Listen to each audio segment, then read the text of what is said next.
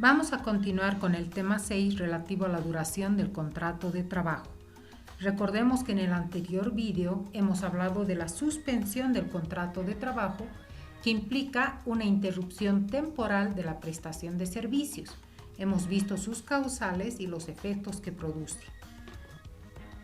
Hoy vamos a hablar de otra figura que es la extinción del contrato de trabajo, que implica la rescisión definitiva de dicho contrato, es decir, la ruptura definitiva de la relación laboral. Vamos a analizar las causales y los beneficios que se debe pagar en cada caso, pero antes debemos recordar la diferencia entre derechos laborales y beneficios sociales. Los derechos laborales consisten en todos los pagos que debe realizar el empleador a favor del trabajador mientras está vigente la relación de trabajo. Por ejemplo, los sueldos, bonos, aguinaldos, primas, etc. En cambio, los beneficios sociales son los pagos que debe efectuar el empleador a favor del trabajador cuando termina la relación de trabajo. Entonces, los componentes básicos del finiquito son los siguientes: el desahucio, siempre que sea necesario de acuerdo a ley y siempre que se deba pagar. Por ejemplo, en el caso del despido injustificado se debe pagar el desahucio, que implica 3 sueldos promedio.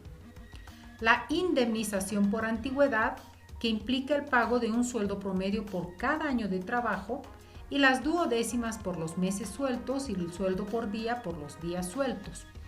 El aguinaldo se paga un sueldo por todo un año de trabajo, pero si prestó servicios por más de 3 meses, pero menos de un año, se paga por duodécimas y los días por el sueldo por día.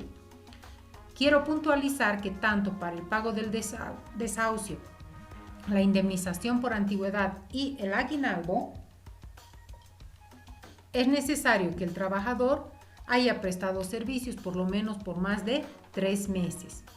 Y las vacaciones pendientes, las que no ha utilizado, generalmente son las vacaciones vigentes, es decir, que todavía no ha completado un periodo vacacional más. Generalmente se paga por meses y días sueltos, de acuerdo a la escala vacacional, salvo que en algún caso le deban una vacación entera, por ejemplo. Ya vamos a ver los casos. Entonces, estos son los componentes básicos de un finiquito, señalando que el desahucio se paga en determinados casos y no en todos.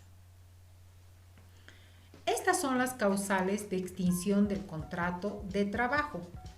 Vamos a ir analizando cada una de estas. Sin embargo, quiero puntualizar que el despido indirecto ya no existe. El despido indirecto ha sido derogado, ha sido desconocido a través de un decreto supremo, y el vencimiento del preaviso a través de una sentencia constitucional.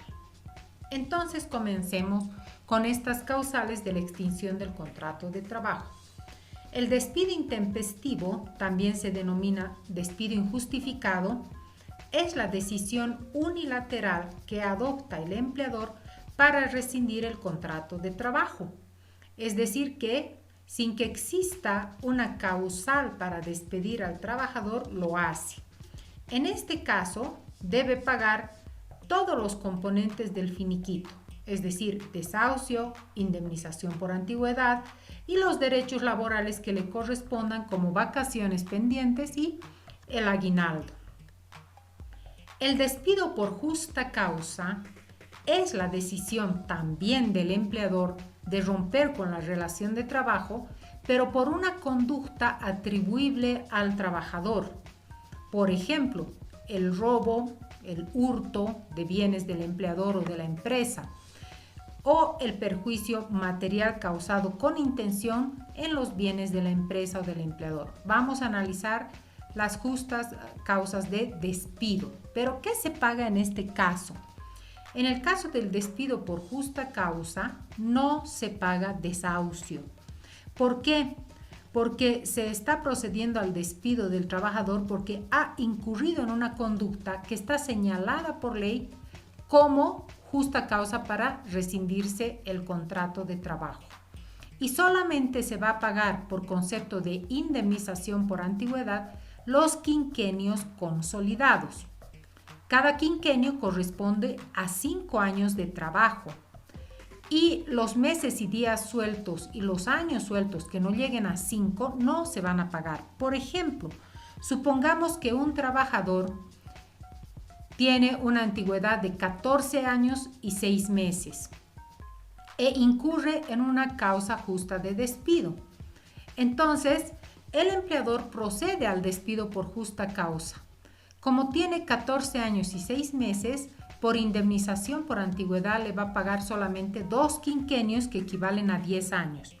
Los 4 años y 6 meses sueltos que no llegan a 5 años los va a perder justamente porque se trata de una justa causa de despido. Por ejemplo, que se demuestre que ha causado daño material en los bienes, que se demuestre que ha robado o ha hurtado. Desde luego que de acuerdo a jurisprudencia del Tribunal Supremo de Justicia, se tiene que demostrar en la vía judicial pertinente que, por ejemplo, ha incurrido en robo. Les decía que el despido indirecto ha sido derogado a través del Decreto Supremo 3770 de enero del 2019. Está prohibida esta figura. El retiro voluntario es la decisión unilateral del trabajador de rescindir el contrato de trabajo, es decir, la renuncia. Cuando hay renuncia, no se paga el desahucio, pero sí todo lo demás, es decir, indemnización por antigüedad, aguinaldo y las vacaciones que tenga aún pendientes, sus meses y días sueltos. La jubilación es una figura a la cual se acoge una persona cuando cumple los requisitos que señala el Código de Seguridad Social, en este caso Ley de Pensiones. Cuando una persona se jubila, no se le paga desahucio, pero sí indemnización por antigüedad, aguinaldo y vacaciones. Aquí tenemos una figura que es la muerte. La muerte, no importa si se trata de muerte por accidente de trabajo, por enfermedad profesional o muerte por causa común, por un motivo común. La ley hace una ficción y establece que en caso de muerte del trabajador o de incapacidad permanente y total del mismo, que haya sido en este caso sí causado por un accidente de trabajo, se entiende en virtud de la ley como si fuera un despido injustificado. Por tanto, se va a pagar todo, incluido el desahucio. Esta causal de vencimiento del plazo fijo se aplica a los contratos a plazo fijo. Como se está tratando de un vencimiento, se entiende que ha discurrido con toda normalidad el contrato de trabajo y ha llegado al fenecimiento del plazo pactado entre partes. Por consiguiente, si ese contrato a plazo fijo fue pactado por más de 3 meses, le corresponde el pago de la indemnización por antigüedad y del aguinaldo, pero no va a corresponder el pago del desahucio. ¿Por qué? Porque se trata de un contrato a plazo fijo donde se sabe desde el primer día en qué fecha va a fenecer. También la norma habla de un acuerdo de partes. Es un poco difícil que se llegue a un acuerdo de partes porque desde luego que el trabajador va a preferir en todo caso que se recurra a la causa de despido injustificado para que se pague el desahucio. Y el empleador le va a decir al trabajador que si quiere retirarse, pues presente su renuncia para que no tenga que pagar el desahucio. Pero en alguna situación podría darse aquello y de acuerdo a la figura que se adopte se tienen que pagar los beneficios sociales. En el caso de quiebra o liquidación total de la empresa, se establece de acuerdo a ley que se debe pagar incluido el desahucio, es decir, todos los componentes del finiquito. Estas son las causas justas de despido que establece la Ley General del Trabajo en su artículo 16 y también el decreto reglamentario. Entonces, en este caso, cuando hablamos de las justas causas de despido, tenemos en primer lugar el perjuicio material causado con intención en los instrumentos de trabajo. Esto implica que el trabajador ha tenido la intención de dañar los equipos, la maquinaria, los bienes de la empresa o del empleador. Por otra parte, tenemos la revelación de secretos industriales. Esta causa se considerará como justo motivo de despido siempre que se haya consignado por escrito, ya sea en el contrato de trabajo, en una comunicación interna, la obligación del trabajador de guardar la confidencialidad de los datos, fórmulas y secretos industriales que vaya a conocer. También tenemos las omisiones o imprudencias que afecten a la seguridad o higiene industriales. Se trata de sancionar la negligencia del trabajador que por su falta de acción, por su omisión, por la falta de cuidado, ha colocado en riesgo la seguridad y la higiene industrial. Porque debemos entender que el trabajador debe cuidar en sumo grado de cumplir con sus funciones de manera que resguarde el establecimiento, los equipos, la maquinaria y los bienes. Esta causal relativa a la inasistencia injustificada por más de 6 días continuos ha sido derogada por la ley de 23 de noviembre de 1944. Se la señalo porque algunos empleadores aún consideran que está vigente y no es así. Por otro lado, tenemos el incumplimiento total o parcial del contrato. Esta causal debe ser analizada y aplicada con mucho cuidado, porque, como hemos manifestado, no todo error o falta que sea atribuible al trabajador puede configurarse como una justa causa de despido. Esta causal, como incumplimiento total o parcial del convenio, podría dar lugar a una interpretación errónea y a estimar que puede despedirse en forma justificada porque el trabajador, por ejemplo, llegó tarde un día a la fuente de trabajo o porque demoró algunas horas en entregar un informe o alguna obra. Entonces, no deben ser tomadas como justas causas de despido estas figuras porque en todo caso se trata de incumplimientos que sean graves y que afecten al fondo del contrato de trabajo.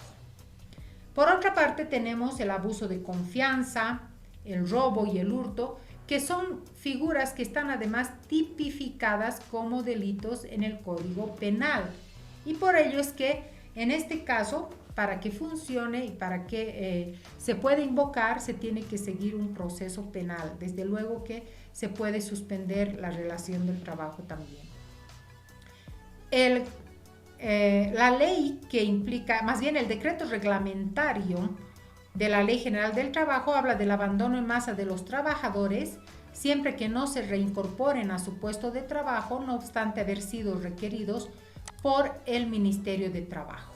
Pues bien, ahora veamos qué obligaciones tiene el empleador frente a la extinción del contrato de trabajo. Una vez que se produce una de las causales de extinción que hemos analizado, el empleador debe proceder al pago de todos los sueldos pendientes, así sea por días sueltos. También debe pagar la indemnización por antigüedad, tiene que pagar los derechos laborales que aún quedan y, si es el caso, tiene que pagar el desahucio. Recordemos que para el pago del finiquito, el empleador tiene 15 días calendario para pagar. A partir del día 16, computable a partir de la causal de rescisión del contrato, desde que se ha roto la relación laboral, a partir del día 16 corre una multa del 30% del total del finiquito. Asimismo, tiene obligación de extender un certificado de trabajo y permitir que retire los efectos y documentos propios que el empleador tiene en la empresa o en el lugar de trabajo. ¿Qué obligaciones tiene el trabajador? Firmar los recibos de pago de todos los pagos que vaya a percibir, devolver todos los bienes, los documentos, los enseres que se le entregaron.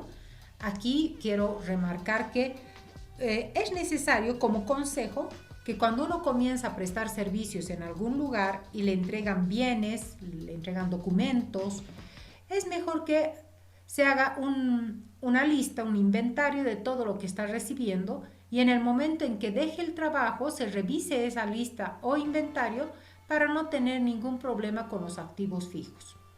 Igualmente, si es que el trabajador ha manejado dineros del empleador o de la empresa, debe efectuar una rendición de cuentas.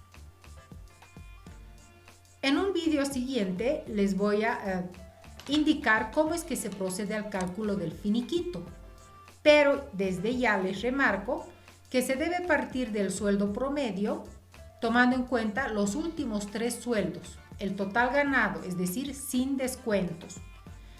Luego del sueldo promedio vamos a calcular la duodécima, dividiendo el sueldo promedio entre 12, porque son 12 los meses del año. Y vamos a calcular el sueldo por día, dividiendo la duodécima entre 30, porque son 30 los días del mes. Como les decía, reitero, los beneficios sociales están compuestos única y exclusivamente por el desahucio y la indemnización por antigüedad y los derechos laborales por la vacación y el aguinaldo. Esos son los componentes básicos de un finiquito. Como ya les decía, vamos a calcular de acuerdo a lo que les estoy señalando. Esa es la segunda parte del tema 6 y seguidamente les voy a enviar un vídeo relativo al cálculo del finiquito que es verdaderamente muy sencillo. Hasta aquí entonces con el tema 6, restando únicamente la parte práctica que es ya la elaboración de un finiquito o cálculo de beneficios sociales.